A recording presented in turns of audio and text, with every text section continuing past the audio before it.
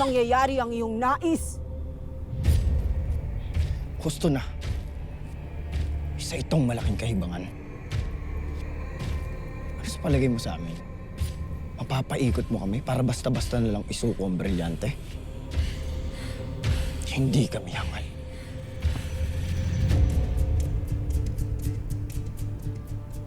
Kung gayon ay hindi taos-puso ang inyong paghingi ng kapayapaan.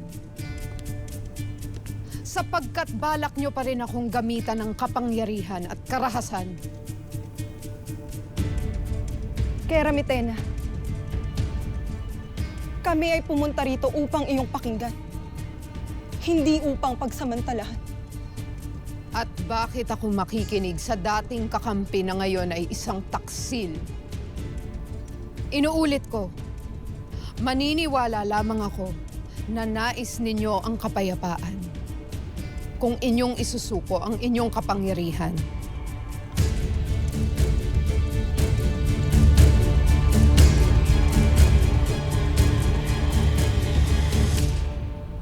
Ngunit hindi lamang dahil sa kapangyarihan at proteksyon kung bakit ayaw naming isuko sa iyo, mga brilyante. Ang mga brilyanteng ito, ang mga nagpapanatili ng balanse at kapayapaan sa buong Encantadia. At magagampanan pa rin nila iyon kahit ako na ang may hawak sa kanila. Sa amin ipinagkatiwala ang mga brilyante. Hindi sa'yo. Kami ang pinili ng mga brilyante. Kami ang naghirap upang maibalik ang gulong dulot ng kasamaan ng mga kakampi mo.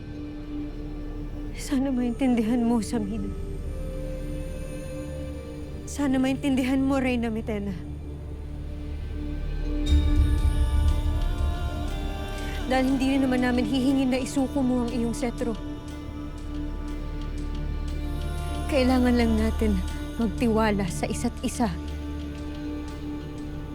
na hindi na tayo kailanman magpapatayan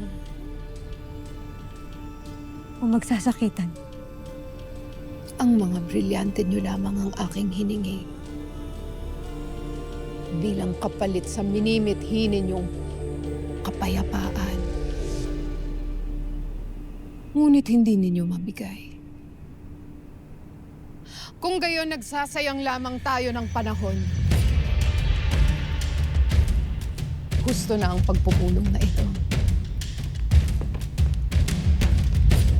Makakaalis na kayo.